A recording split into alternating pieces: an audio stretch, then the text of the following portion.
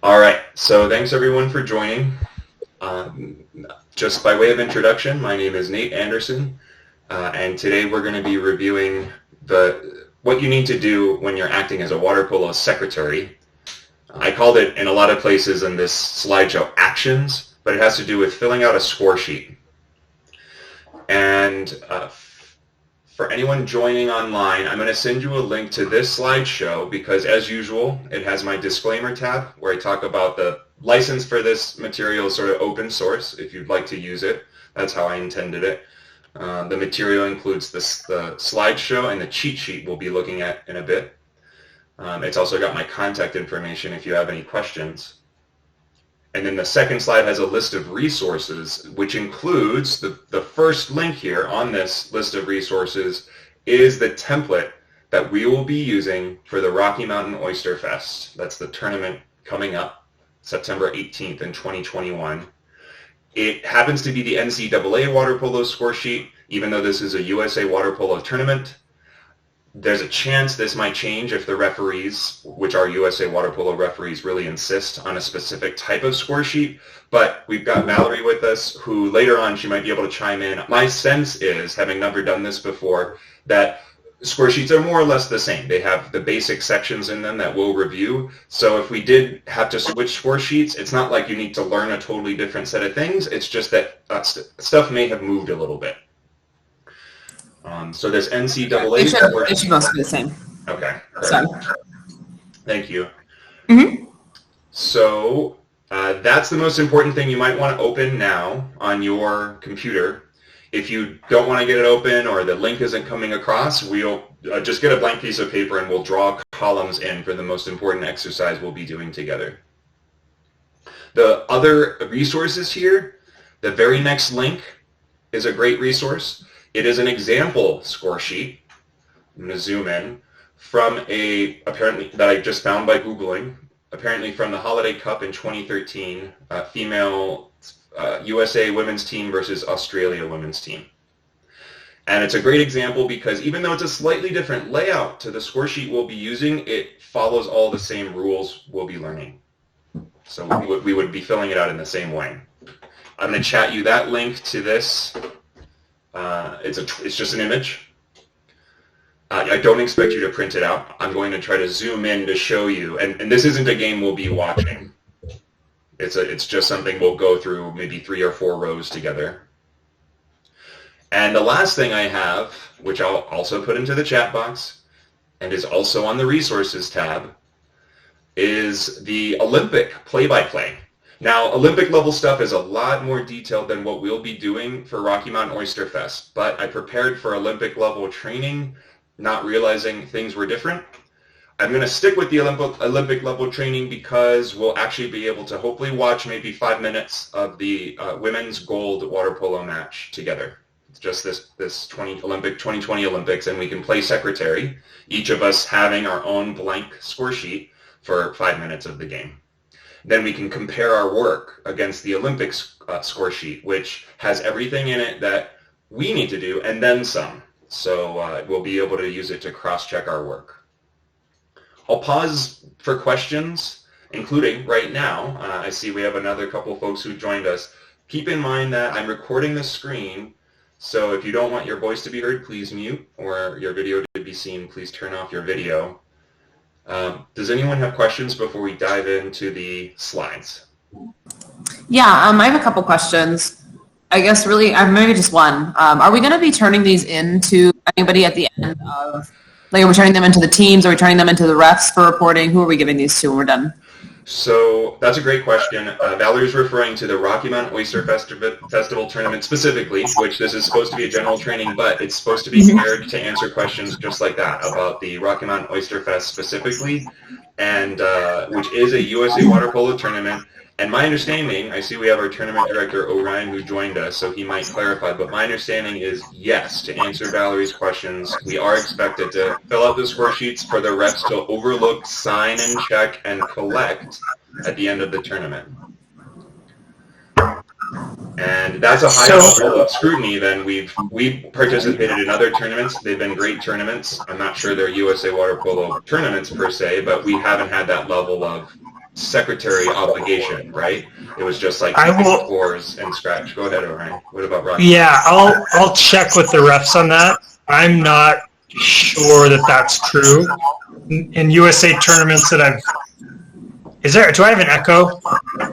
I'm going to be ID here. I'll mute. I think so. So yeah, in tournaments I participated in before, we haven't turned them into the refs. The refs will refer to them during the game. So if the refs think, for example, that someone has had 3 kickouts and they want to check, they will come over to the table and they will look at the score sheets. So we want to make sure they're as accurate as possible.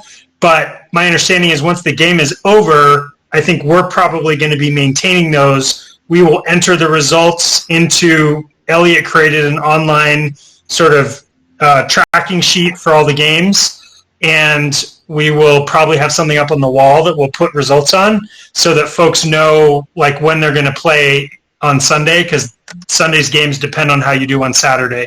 And if there's any ties, it's going to come down to like goal differentials, so we'll need to have those records available to check later. But I don't think we're going to need to turn them in and get them signed by the refs, but I will double check that. Yeah, great question. I'm just going to point out 2 other features of the score sheet. I think, as over everything Orion said, he's got more experience than I do. Apparently, referees are supposed to sign the score sheet, I believe, at the end as their way of sort of saying, seal of approval. So there's some level, I think, of auditing that might happen at our tournament. I don't know. I defer to Orion. But in general, there's some level of referee sign-off, literally, that needs to happen. And to Orion's point, even if we don't give it to the ref, I might still be interested in getting the score sheets because these are a huge source of player stats. And I'm not going to commit to digitizing these and be able to publish them back to our players. But remember, we said all our players should be wearing the same cap number the entire time.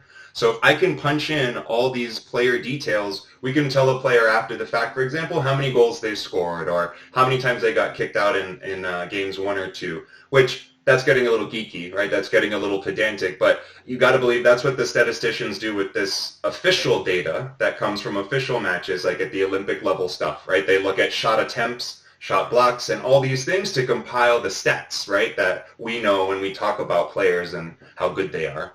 So I'm interested personally in holding on to the score sheets. Maybe we'll do something with them. Depends how good we are when we're secretaries. So. I feel like that was the spirit of the question, right? How scrutinized will these be?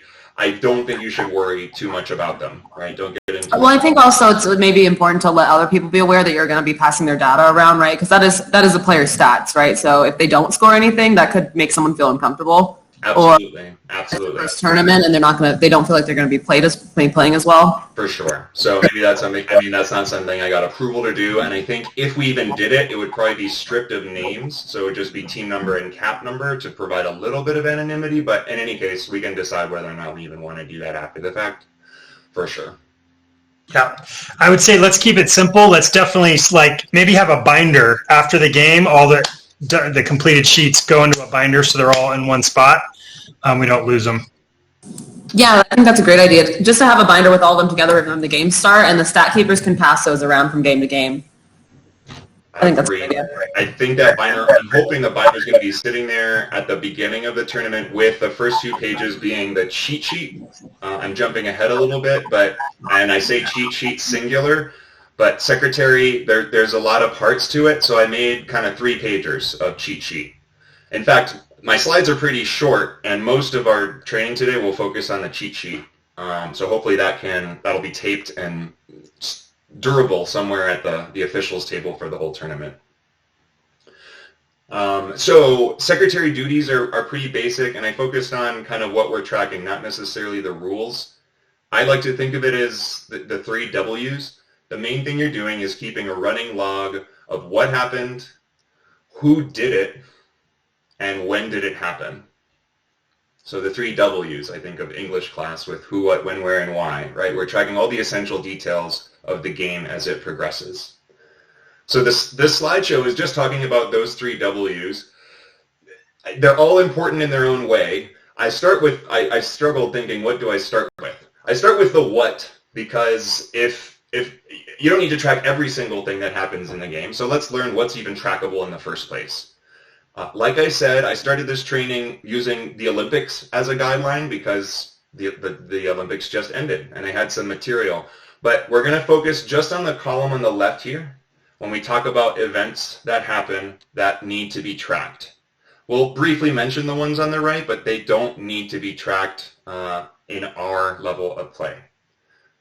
And anyone please disagree with me if I'm wrong. Orion and Valerie have much more experience than I do in the pool.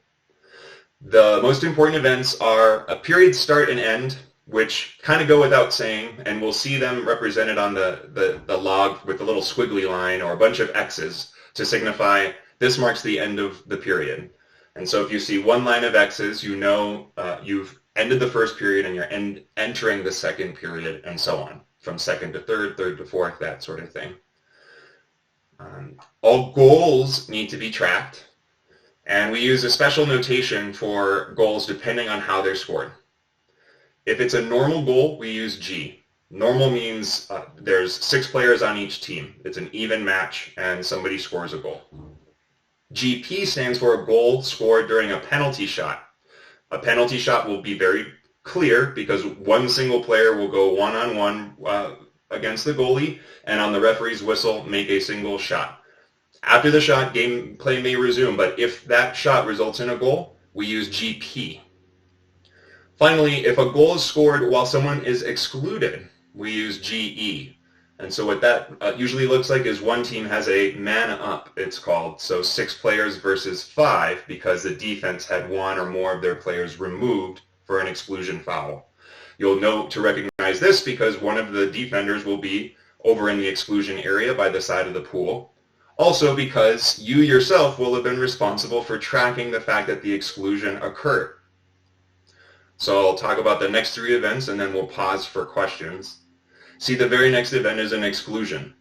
We talked about that in our timekeeper tutorial last week because players got kicked out. You can hear it because the referee usually does like 3 whistles, maybe double blast to get the player's attention, signal the number of the player's cap that's being excluded, and then a long blast as they sort of gesture off to the exclusion area. I guess if it's defense, it's usually in the direction of players like that. And then, of course, the player leaves the field. So you're responsible for tracking an exclusion, and this is very relevant for both you and the timekeeper. So pay attention to those 3 whistles, like that. A penalty will be very clear. It's a foul that happens right before a player sets up to have a one-on-one shot with the goalie. Those will usually have the same whistle pattern, result in a player excluded, or obviously this sort of waiting for the player to line up at 5 meters to take the actual shot. The last event we'll be focused on is timeouts, which we need to track those especially because teams have a limited number of timeouts. And Orion, if I remember what you wanted to do for the tournament, it's 1-minute timeouts, which is standard USA Water Polo timeout length, but only 1 timeout on Saturday and 2 timeouts per team per game on Sunday. Typically, they get 2 timeouts per game in USA Water Polo rules, but everything's going to defer to Orion, and he might change these rules on the fly as needed to adjust to make time happen if we're getting behind schedule, if we're ahead of schedule, whatever. That's why we're making choices like these. Yeah, so the refs have told us that running 6-minute quarters plus stop time in a 50-minute time period is going to be tight. So we wanted to try to make sure Saturday we're going to still be, especially at the beginning of the day, figuring things out. If there could be glitches with equipment, I'm anticipating, some bumps. So I wanted to make less opportunities for time delays. So that's why Saturday each team only gets 1 timeout. And then Sunday is more in the semifinals and finals. So there's a little more strategy and maybe more competitiveness. And so giving teams 2 timeouts made more sense. And by Sunday, we should be a little smoother in our operation. So I'm hoping that we can, compensate for that extra time.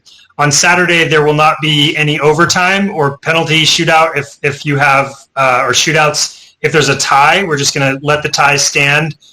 On Sunday, if there's a tie, we will have a 5th quarter, a short overtime period, sudden death. So whichever team scores first wins. Those are some of the differences from Saturday to Sunday. Yep, and all these things Orion just said will be printed on cheat sheets at the table, and I've underlined them so if Orion or the refs need to change them on the fly, they can come over to the table and as a means of communicating with us officials, cross it out and say, now we're at 5-minute quarters or whatever adjustment they need to make. Thanks for clarifying. Will every penalty also have an exclusion? That's a really great question. Do you happen to know that, Orion? I think the answer is no, but other people should talk first. I think the answer is usually it does have an exclusion. The penalty counts as part of your 3, if that's what you're asking. That's true. So let's clarify first, right? I think the spirit of Jamie's question was different, but Valerie's answer is very important. Both exclusion fouls and penalty fouls fall into this bucket called personal fouls. And they're called personal fouls because whoever committed them is noted by cap number because how many do they get before they're excluded for the rest of the game? Anybody? 3. Okay, so if you get an exclusion foul or to Valerie's point, a penalty foul, and you rack up 3 of them, regardless, you could have penalty, penalty, penalty, exclusion, penalty, exclusion. Once you reach your 3rd, you're out of the game. That's something that the officials are responsible for signaling. That's something, to Orion's point, the referee might want to come over and double check. That's why it's important we keep a log and we track every penalty. Oh, I jumped forward. Let me go back in my slides. We need to track penalties with a P and exclusions with an E. They're both personal fouls, and we count those up and accumulate them to see if someone's out of the game. Now to Jamie's question, I think he asked, just because there's a penalty shot doesn't mean necessarily a player was excluded. I think that's a good question for a couple reasons. First, if a player was excluded for a penalty foul, did they get an E and then a P? The answer is no, just a P. Right? It's elevated to a P at that point, and they might be excluded if it was an exclusion foul, which is the referee will signal with a doot, doot, doot, right? That'll happen, and set up the 5. So you'll know that it was an exclusion foul that caused the penalty, but you're just going to write P. And the reason that it's not always necessary to be excluded is there's other reasons to give a penalty shot. For example, if the goalie touches a ball and then puts it underwater to try and keep it away from an attacking player, apparently that's a foul. The person doesn't get excluded, the goalie doesn't get excluded, but the other team gets a penalty shot. In other words, the majority of the time, penalty shots come from exclusion fouls that happen within the 6 meters when they would have prevented a probable goal, all this fancy language. The majority of the time, a player is excluded, but there's like 4 or 5 other reasons that the other team can still be awarded a penalty shot where no player is excluded. Does that make sense? Yep. Great question. But if someone gets, we would always call them 5 meters, which is the penalty, you're not going to get, the same player is not going to be counted as an exclusion and a penalty. Like if it's a 5 meter, it's a 5 meter, and they're not going to go to the corner. It's just an immediate shot by the other team. Right. So the player's not actually excluded. Well, and what Orion's saying is, tell me if this is true, Orion. So the player who's awarded the penalty shot shoots, it rebounds back into play, and they get it back. They're not in a man-up situation, is what you're saying, right? The player who committed the foul is not excluded. It's even match at that point. Right. Correct. Right. Yeah. There's no exclusion.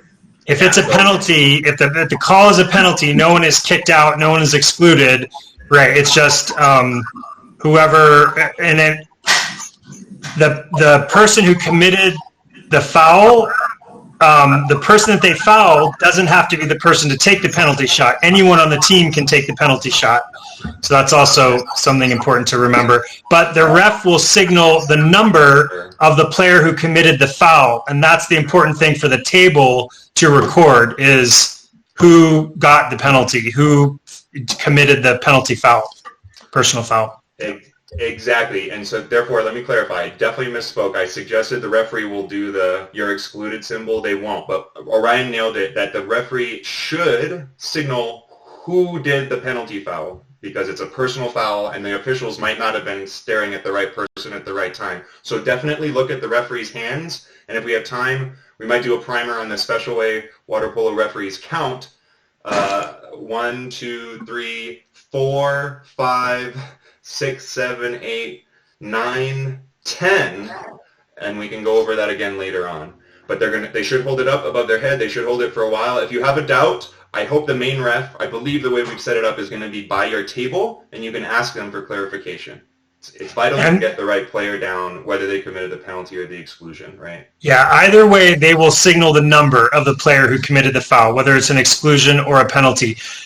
Nate, if it's a penalty, do they do a 5, like for 5 meter? Because that's what they used to do back in the day. They do, and my understanding from watching Nish's video is, let's say player 5 happened to commit the penalty foul. They put their hand above their head to signal the player, and they put their hand out in front of them to signal 5 meter for the 5 meter shot. Okay, that makes sense? So, because it can be confusing. When a penalty happens, the result is a penalty shot, and that happens at 5 meters. So as Orion says, the referee's signal for that is 5, which is now ambiguous with the player's cap number 5.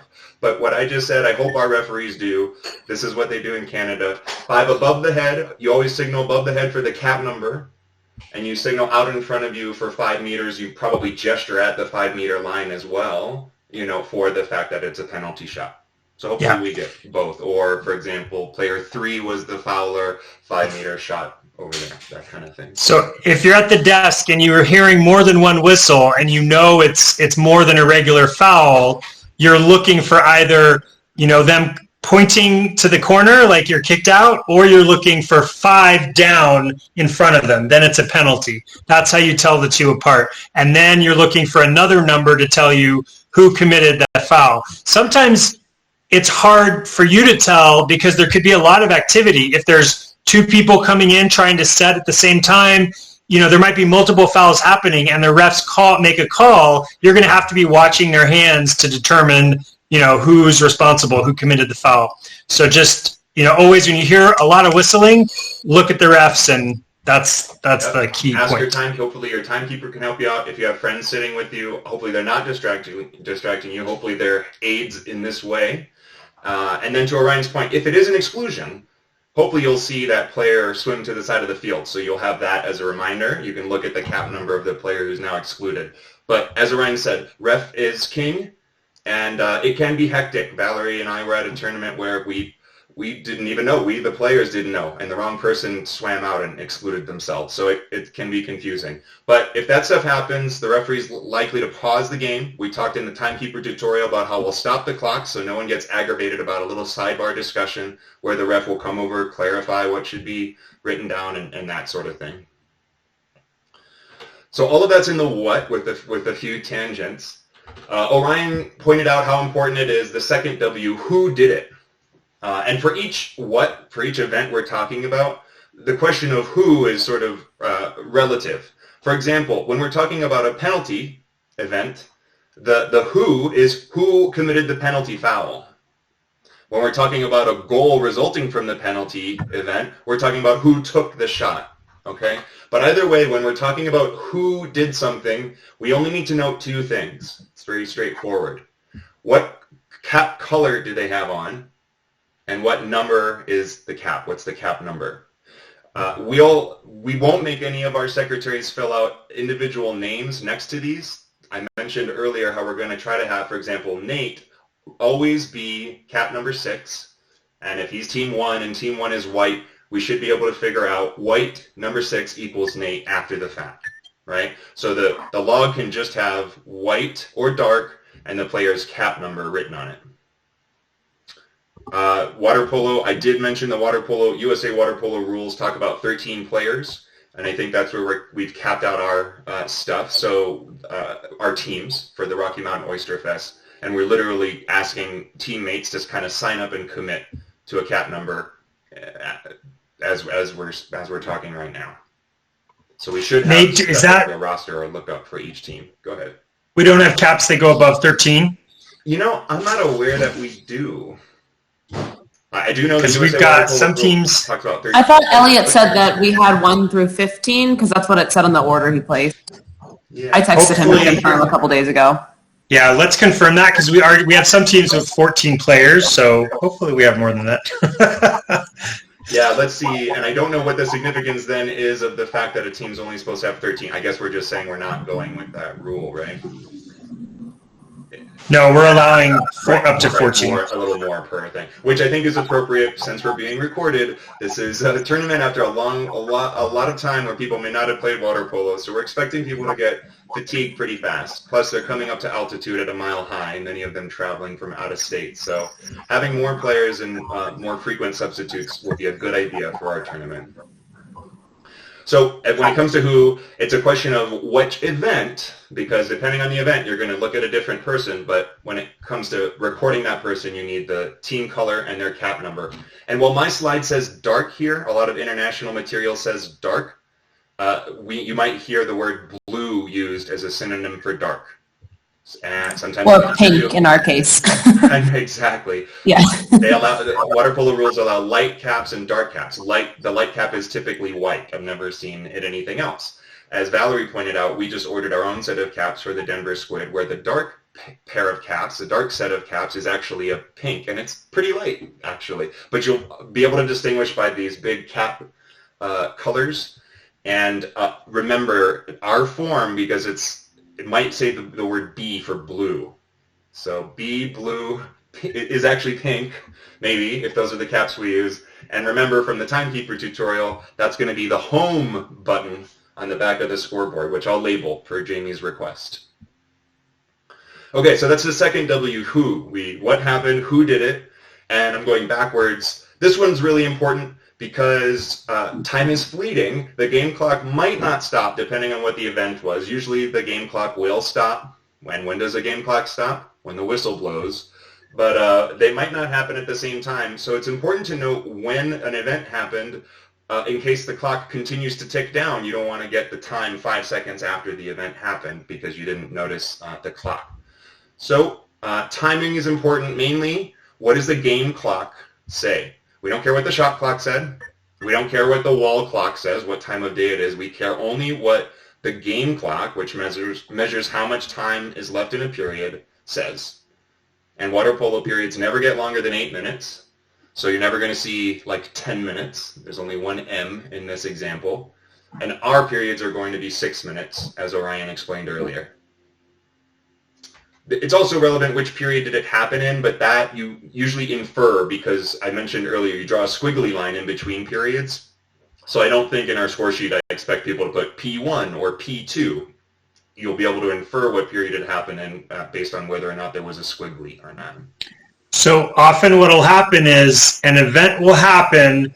The person that's the secretary keeping the score sheet is trying to figure out who did it, and was it a goal, was it a kick out, and what's the cap number. The timekeeper who's running time, is going to stop the time. You can help the secretary by saying, yeah, the time was 5:22 or whatever. So often whoever's running the time will assist the person recording the notes by helping give them the time verbally so that that person is not having to do 3 things at the same time. And that tends to work pretty well. So if you are keeping time and someone else is the secretary, just remember that when something happens, they're going to be looking at the ref. They're going to be trying to figure out what cap number they're signaling. They're going to be looking at the game, trying to figure out what happened. So you can really help them by giving them the time, because that's one less thing they have to look to and check. Great suggestion. I added that in for the when slide, which I'll kind of move to the end because I kind of like that arrangement that we can focus on when last with the help of the timekeeper. Any questions? That's it for the slides. I'm not going to end. We're also about 4 minutes past 7:30. If anyone needs to leave, that's fine. What we're going to dive into now is the cheat sheet that I've got.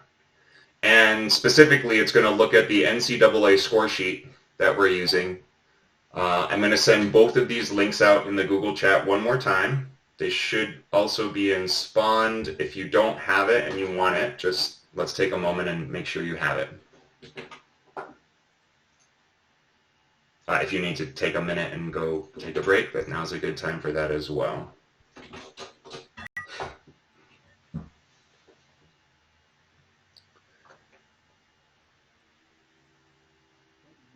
Okay, I'll resume at 7:36, but as you get your score sheets open, the most important part is just looking at the 3 different sections that we're going to be focused on.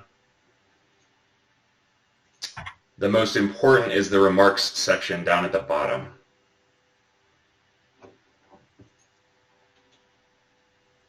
So even though it's at the bottom, it's the area we're going to start with.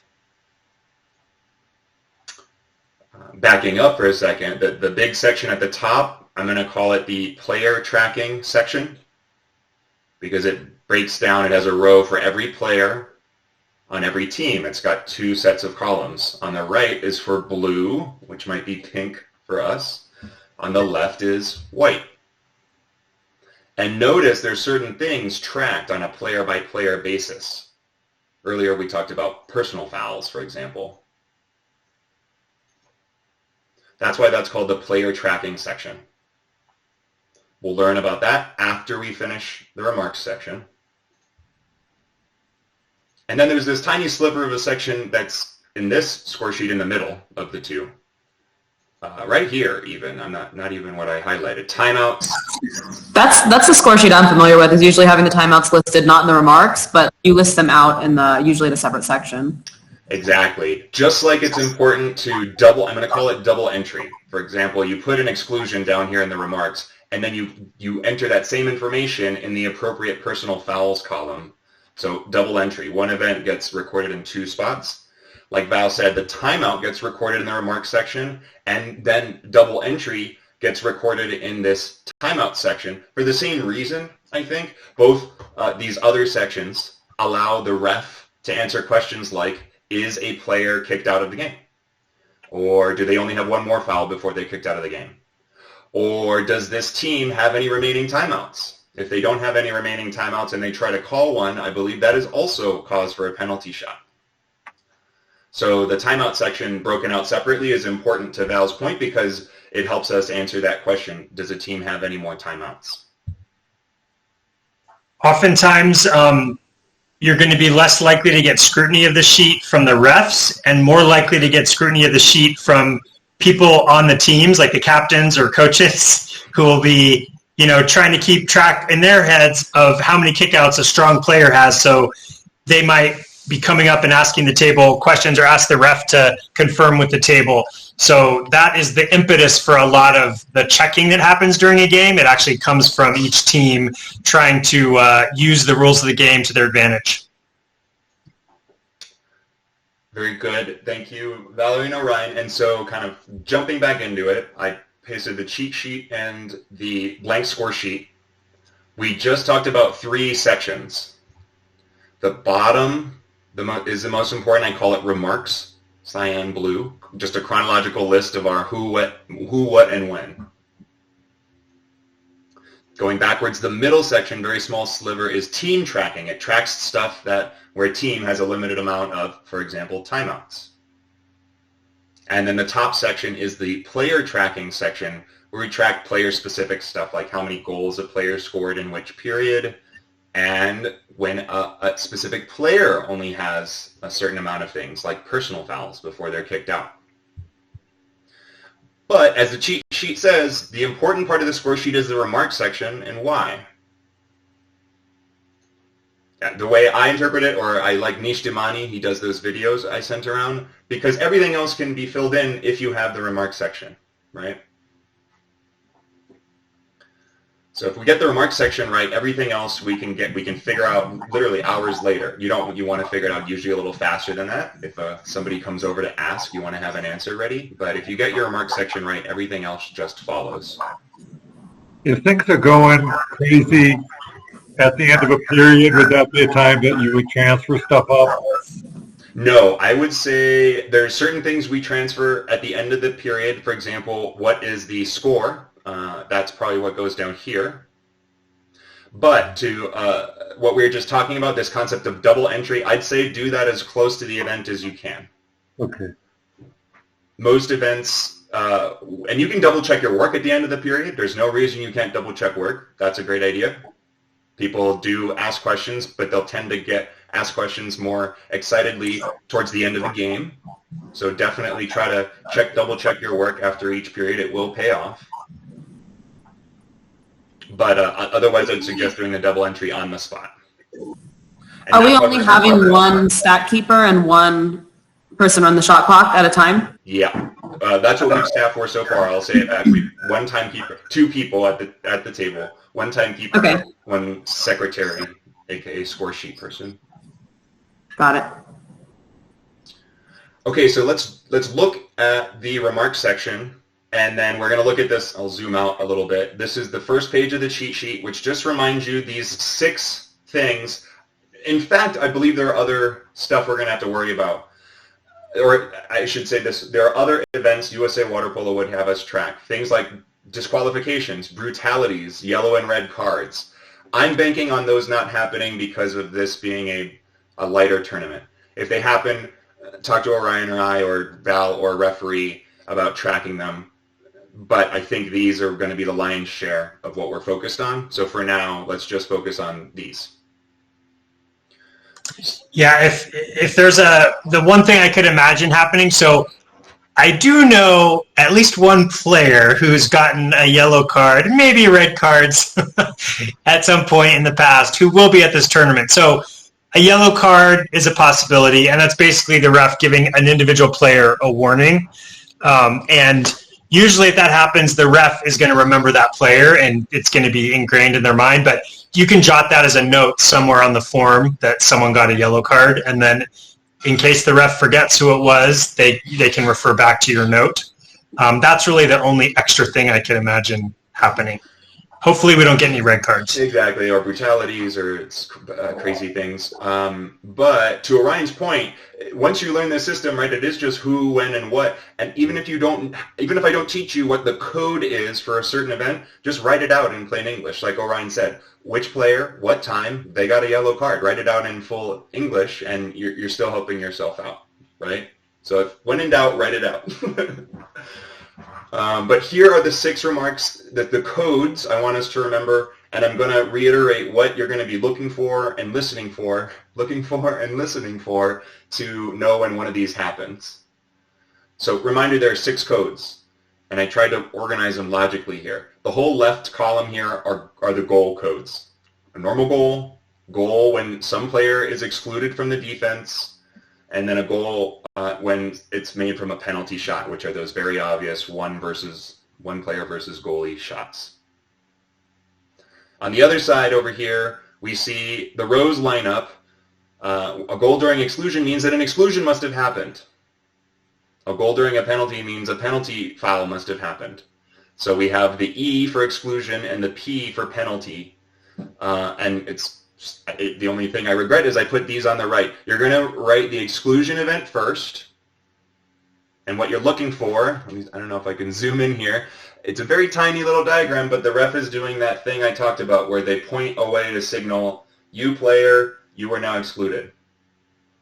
So John Travolta stuff from the referee, plus usually 2 short blasts to get the player's attention, plus a long blast along with the gesture towards the exclusion area. So if you have a GE, you should have an E right before it. And Exactly. the same thing. Somewhere within the last, how long is an exclusion? 20 seconds of gameplay. Make sense? Very good question. And likewise, if you have a GP, you should have a P in there. Okay.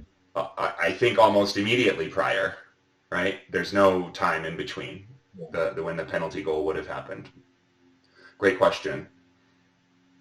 And remember the last thing, as Orion said, the ref, for exclusions, penalties, we call these personal fouls because we need to know who committed the foul. What should happen? The ref should signal above their head. So 6, player 6, player 8, player 10. And I hope they do that above their head to make it very clear to you. What should you do if you missed it? Ask your timekeeper, ask a friend, ask the referee again if they're within earshot. Or look, if a player is exiting the field and you can see their cap number, you know they were excluded. Or you can hope they were excluded if nobody screwed up. Then the ones at the top, goals, what are you looking for, listening for? The referee will blow the whistle if there is a goal. It's the referee's job to interpret what a goal is. It happens to be when the ball completely passes the goal line between the goal, but the good news is you don't have to be the judge of when a goal happened or not. The referee will blow the whistle. And there makes a signal with their hand where they point towards the center of the pool. And I like to remember that because they're saying, okay, a goal is scored. Everybody get back to the center to resume going the other direction. Do they indicate who made it? I think they should at higher levels of play. I'd like that to happen here too, because you need to record who shot the goal. Isn't that right? So what's your experience, Valerie and Orion? Does the referee also signal, goal, signal down, and then say player 6 made the goal or whatever? Usually they point and blow the whistle, like a long whistle when the goal. I think it's like a short and then a long whistle, and then they'll turn to the stat table and put the number up. Yeah, they'll try to give you the number generally. Try to watch goals and get the numbers yourself, but if you miss that, they'll often signal it. I think that's true most of the time. But if the game gets hectic or there's crazy things happening, you might miss one or the other. So always be trying to pay attention yourself to who just shot. And in case you miss it, the ref signal is sort of like a backup. That way you've got 2 chances to get the number. Sometimes you might be writing something else that just happened and a goal happens and you miss it. In that case, you're only going to have the ref's number to help you out, or you can tap your friend doing the timekeeping and say, hey, who just scored that goal? So, you're working together with the timekeeper to kind of make sure everything's accurate. It's really important to be accurate on exclusions and penalties. It's not the end of the world if you get the number wrong on who scored a goal, but if you miss a penalty or an exclusion and someone actually has 3 and you've only recorded 2 and they're supposed to be out of the game, that's a much bigger deal. So, try to get the goals accurate with who scored for sure, but really, be really vigilant about penalties and exclusions. I'm going to add that note here and just repeat it out loud. So noting who committed penalty fouls, exclusion fouls, that's the most important. Who you should track because it accumulates and counts against that player, which could have consequences within the game, right? The goal and who scored the goal, that's more of an out-of-game thing, which, player statistics and measuring how powerful players are, which is not something we're likely to be doing with our stats here.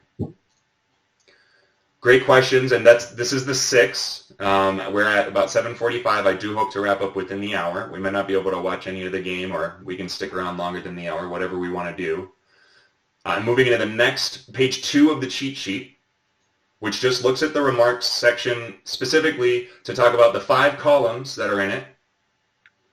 And then I plucked out of this Holiday Cup game in 2013, Women's USA versus Women's Australia team, I randomly plucked 4 rows out of there, and we'll just interpret them in plain English. What are they saying? So the 5 columns are more or less correspond to who, what, and when, right? So the time column, write down whatever the game clock says.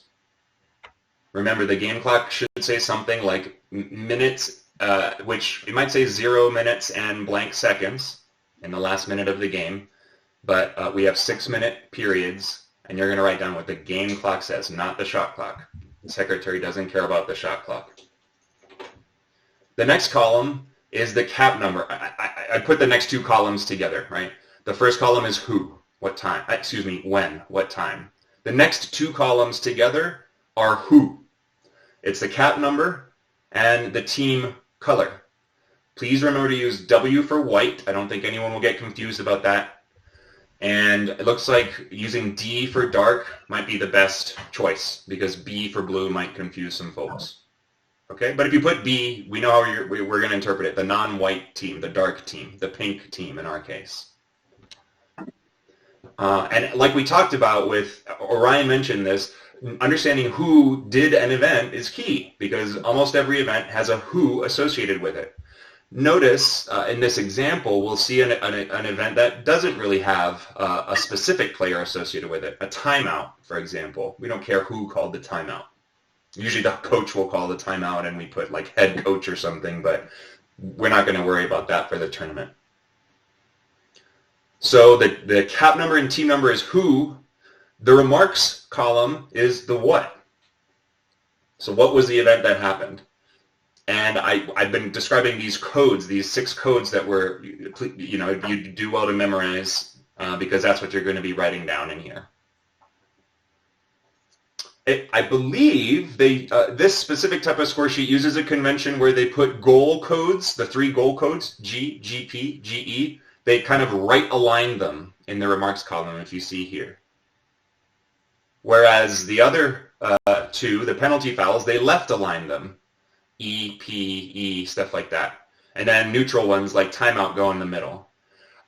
If you don't do alignment, we'll be fine. You can, as you can imagine, I think they do this for visual clarity so that it's easy, as Orion says, if someone comes over and wants to quickly tally up how many exclusions a player has, they can more easily distinguish among the rows.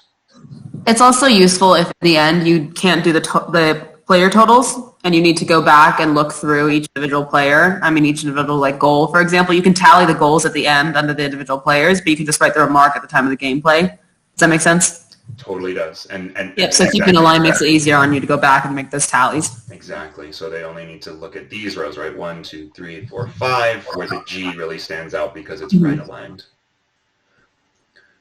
So that's the remarks column. And then there's this W-B or W-D, and that's going to be after any goal events. So anytime you have a G code, you're going to write the updated score after that goal. So you'll, for example, if after the score, white team has 3 points, dark team has 2 points, you'll write 3-2. So let's look at this example now. There's these 4 sample rows, and we'll talk about them one at a time. I plucked them out of the middle of this game, so they're not the first thing that happened in the game. I think I went down to the first period and 43 seconds remaining in the first period.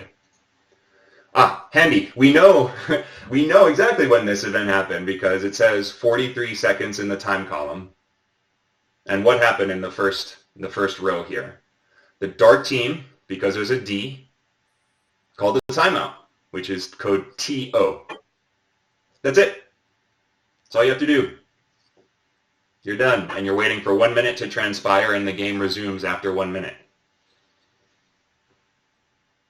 Now, the game clock doesn't run, so you might be saying, oh, doesn't the time count down? During a timeout, the game clock is paused, right? The wall clock counts down 1 minute. Any questions on a timeout event? Oh, and like I said earlier, we don't worry about a cap number. We're not going to try to track down the person who did this. But that is the signal, by the way. And I imagine, I don't know, Valerie, Orion, what will a ref do? I mean, if some team signals like this, does the ref sort of blow a whistle and kind of also echo that back so everyone knows what's going on? Yeah. Yep. There you go. Any questions on timeout? Okay, next row, 24 seconds, apparently, remaining in the first period. The player, number white, cap number 4, player white, cap number 4, what happened? They committed an exclusion foul. Exclusion foul. So I'm going to say was excluded, but I think better language is committed an exclusion foul, and therefore excluded. Again, that's it. We're going to talk about the double entry thing in a second, but as far as the remarks section is concerned, you did your job, right? Like Orion said, make sure, especially for personal fouls like exclusions or penalties, that you get that cap number correct. Okay, third row, at 1 second left in the game, so 23 seconds later, what happened? Team White, cap number 10, scored a goal, which brought the score to 3 for White and 2 for Dark. If you accidentally forget to put something in this column, White to Dark, again, I think we can live because like Valerie said, we can always go back and tally it again. But if you do yourself the favor of filling out this White versus Dark column, and you're confident in what you write, you only need to go back to that number, right? It helps you because it keeps a running total so that you're not trying to do math in your head every time. This one's pretty important to do.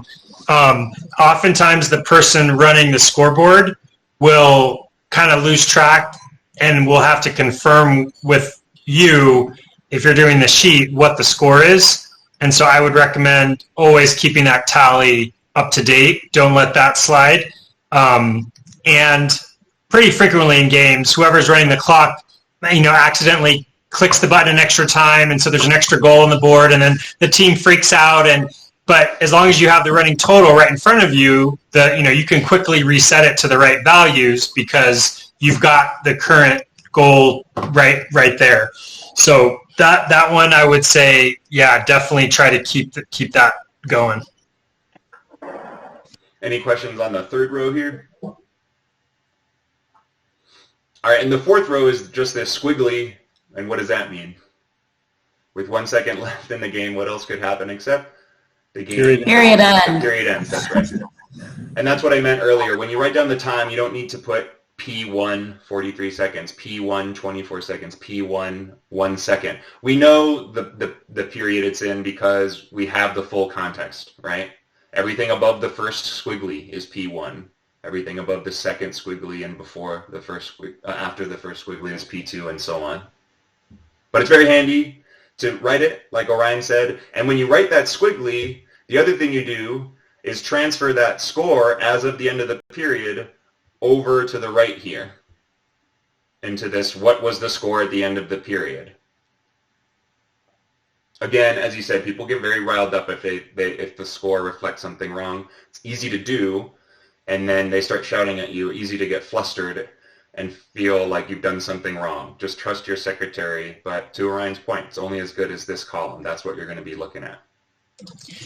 And if you get behind on that or a mistake is made and it takes a while to correct it, what happens is you have one team that's getting mad at you because they think it's wrong. The other team will be thinking that it's right, and then when you change it back, they'll get mad at you because you changed it. So you want to try to keep that score as accurate as you can through the whole game, and it's okay to make a mistake, but try to correct it quickly if you do.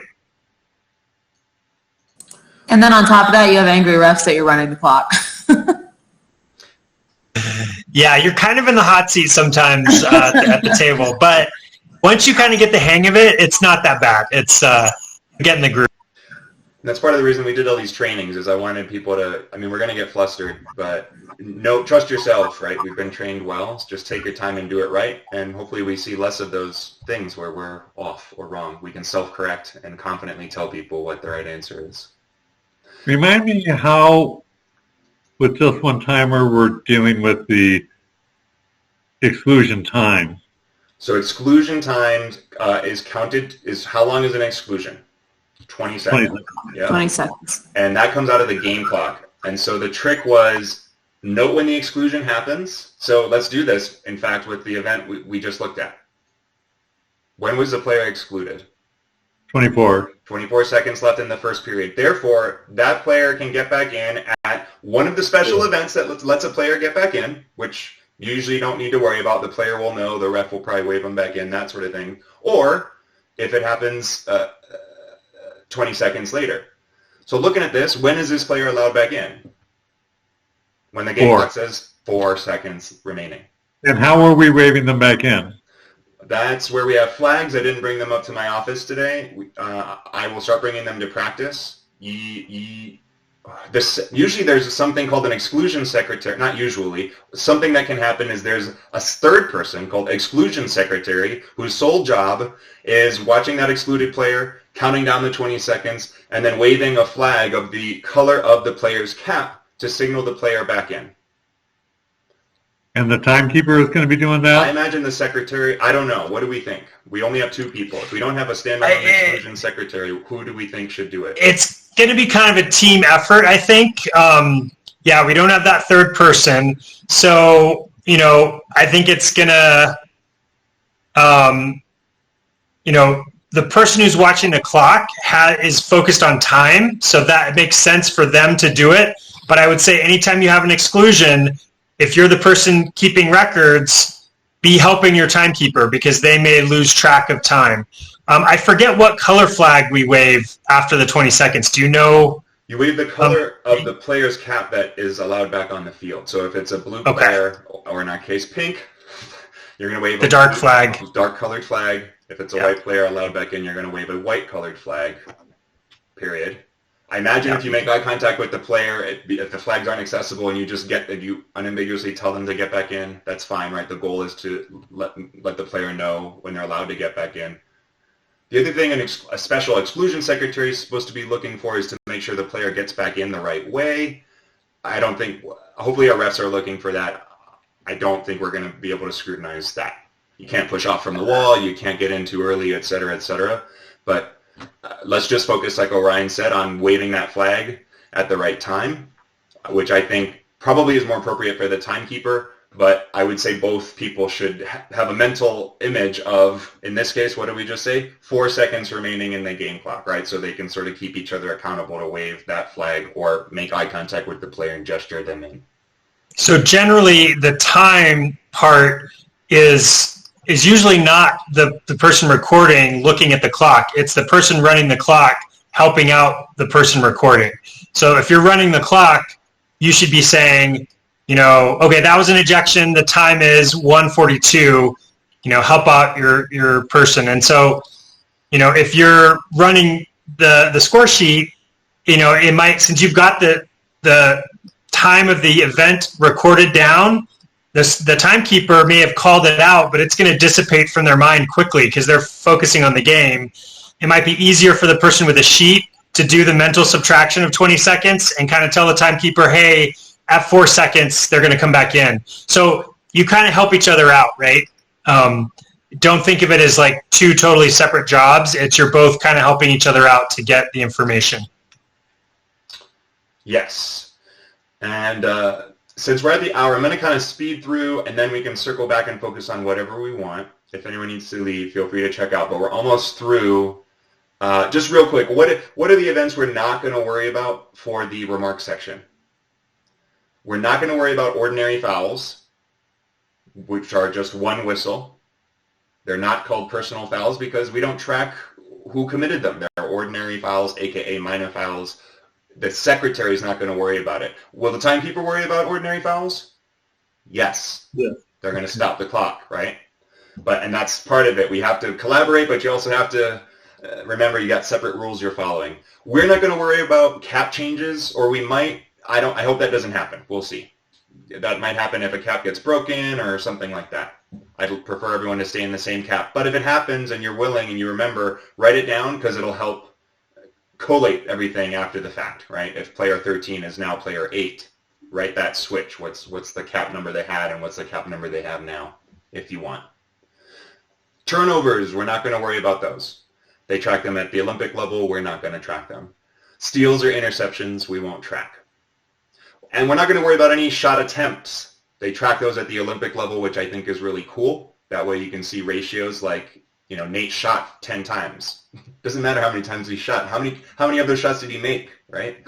But to know that, you got to know the denominator. We're not going to worry about that. We're not tracking shot attempts. We're only tracking goals. Any questions on the events you don't need to worry about? Okay. And then lastly, just that whole double entry phenomenon. So this is not anything new. It's just when you track a personal foul, you put it in the remarks section like we just reviewed, E or P as appropriate. But you're also going to track it in one other spot. The player tracking section. That's up at the top, right? We've got a set of columns for white. Then we've got a set of columns for dark or blue or pink. And I want to draw your attention to this personal fouls set of columns. How many are there? 3. Yeah, because a player only gets 3 before. What happens if you've racked up 3 personal fouls? You're out. You're excluded for the rest of the game. That's right. You're allowed back in the next game. But if we enter in the remarks section code E or P, then we need to come up to the player tracking section and enter into the appropriate column an E or a P. They often add this number at the end to say which period did it happen in, P1, P2, P3, or P4. So let's look at the example we saw and watch the double entry at work. At 24 seconds in the first period, player white number 4 was excluded. So I'm going to open up the full score sheet now. 24 seconds left. Player white number 4 was excluded. Now I'm going to scroll up to the white section, which should be on the left. This is why, Jamie, I said guest, which is on the left, is the 4 thing. And I'm going to find player 4. There's Rachel Fatal. You won't have names, or you may have names. If I can pre-print it all for you, I will. If I can't, don't worry about names. That's what I said earlier, right? We can always look up names after the fact. And notice what she has entered here, E1. It's her first one because it's in the leftmost foul column, and it has the number 1 after it because it happened in the first period. To Orion's point, why does the period matter? It doesn't in the question of, at the end of the day, if you've racked up 3, you're out. It kind of does, as Orion says, I do think people get heated. They come up to the officials table. They can't even remember what happened 2 periods ago. So sometimes it can be helpful to remind them, oh, you remember that time they were excluded in the first period? You might be forgetting about that. So double entry for a personal foul is about putting an E or P in whichever of these 3 columns is free. As Orion said, make sure you put in the right player name, row. You don't want to wrongly attribute it to someone else. And make sure you get the player cap number correct in the first place. Again, you don't want to wrongly attribute it to someone else. It is, I don't know, Valerie or Orion, it's not uncommon. It's pretty common for players to rack up. Well, let's look at this match, for example. Nobody managed to do it in this Holiday Cup, but it's not unheard of. We had it happen in the Atlanta tournament. What do you think, Valerie or Orion? If you have a stronghold set and a stronghold D, it's going to happen where they're going to get racked up. I mean, because that position is just a risky spot. You know? So if you have more experienced players in the whole set, you're going to have tallies put on. Okay, so it's very important. And what we don't have, what I'd like to have, but we just don't have, is this big board that basically is this fouls thing blown up the size of, 5 feet, 6 feet, so that even the players can see from across the pool. So it's very clear to them, right, when a player has racked up 3 or more. But we don't have that, so that's why the score sheet is the source of the truth. So as soon as someone does get their third, the table has to signal to the ref, right, or to the player with a flag? Yeah. You do towards the team's corner, and then you raise the red flag.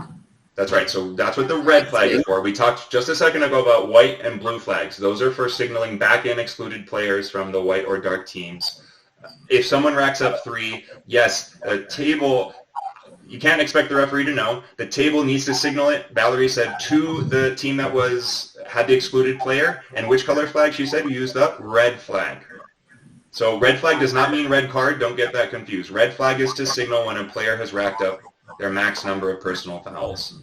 And it's vital you signal it. You don't want the game to go on and then go, oops, I forgot. This player can't be in the pool right now. If someone... gets that third foul, how does the person who's going to replace that person come in from are they signaled in the same way from a restricted pool or something? Yeah, Yep.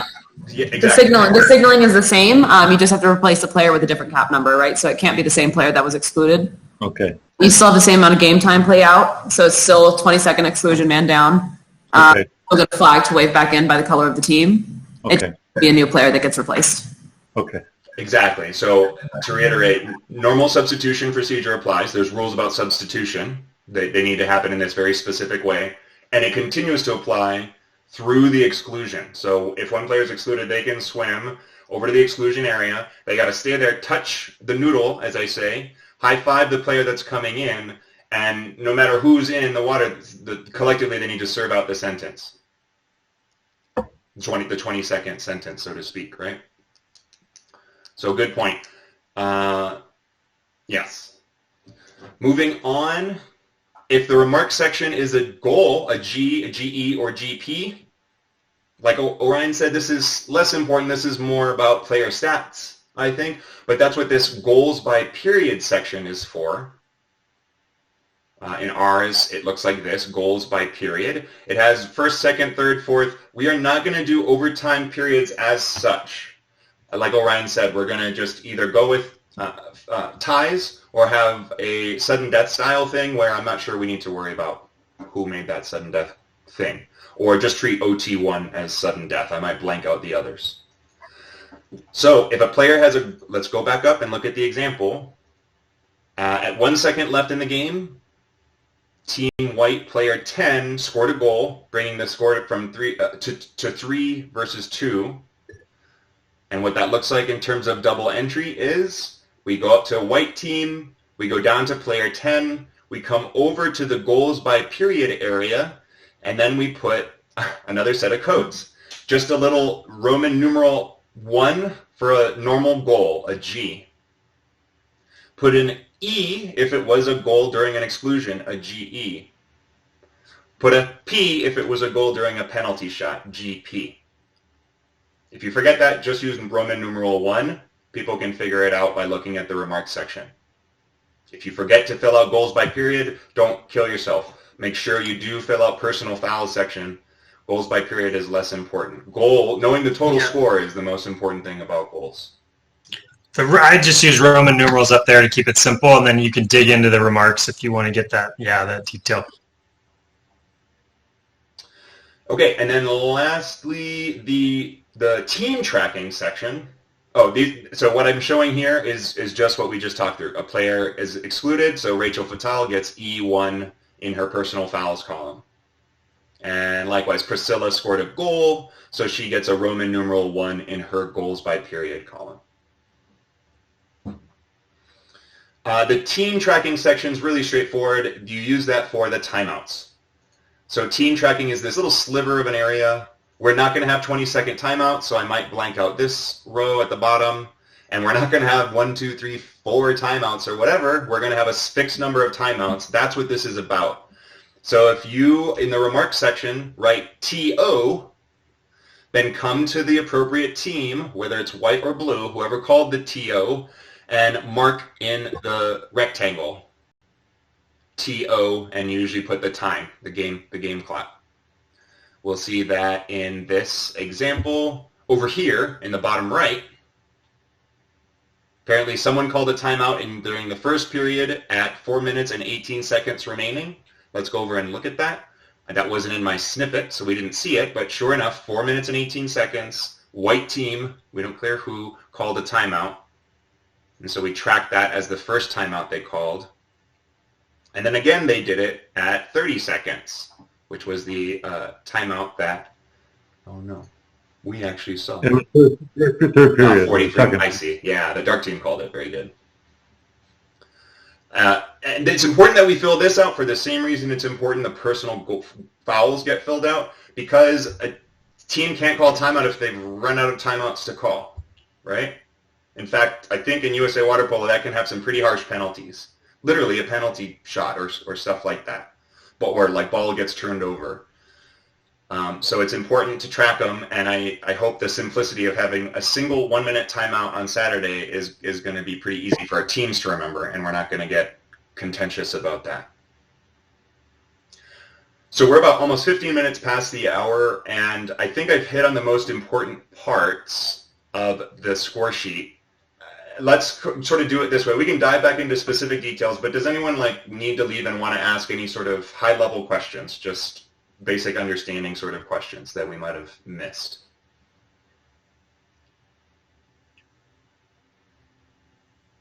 Cool.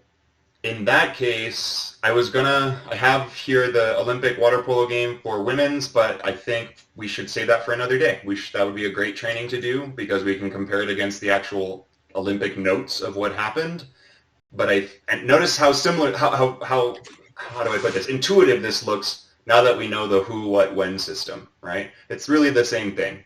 When did something happen? What happened? And who did it? They just happen to track a lot more information.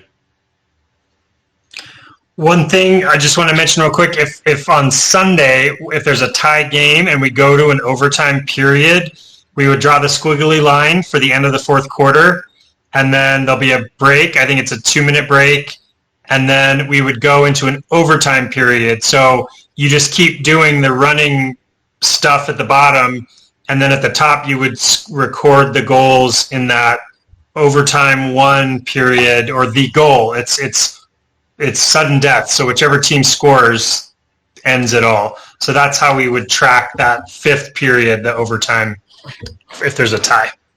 Great point. So 1, 2, 3, a fourth squiggly, and then you can start writing underneath it. But since it is sudden death, you're probably not going to get many events, and the first goal you get ends it all. And as Orion said, use the overtime 1 column. For that, we will never need to be using overtime 2 or overtime 3 based on our tournament structure.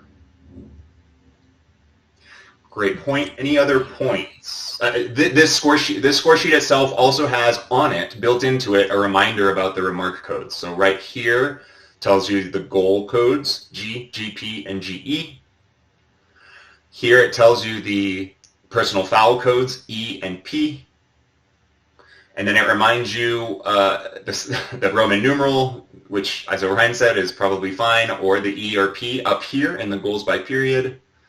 And then likewise, that little convention of writing E or P for an exclusion foul or penalty foul, followed by which period it happened in the personal fouls column. So look at the score sheet. And I hope we're going to just keep other score sheets around, like someone suggested in a binder, so you can also look back at those.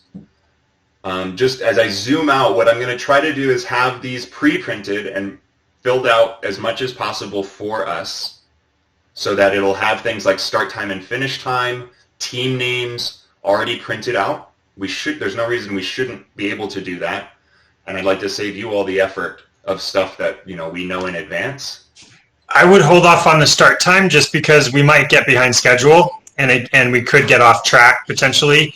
So in that event, but yeah, team names for sure would be nice to have on there. Location, yeah. Game number, I think those are the things we should know. Good point. I'll leave start time and finish time blanked out. And then remind me to talk about these sections, but at the end, we did briefly. At the end of every period, like Orion said, you want that checksum. So you'll transfer the last white versus dark score down here to say at the end of the first period, the score was this. It helps you because when you're confident in the score ending at the first period, if you're retallying, you don't need to go all the way back. You can start with whatever the score was at the end of the first period. Okay, thank you all very much.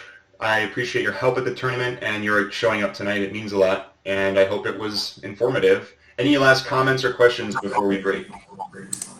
I just want to comment on the schedule, but I don't need everybody here for that. I just need to tell you, Nate. Okay, let me stop the recording anyway, and then, yeah, if folks want to go, feel free.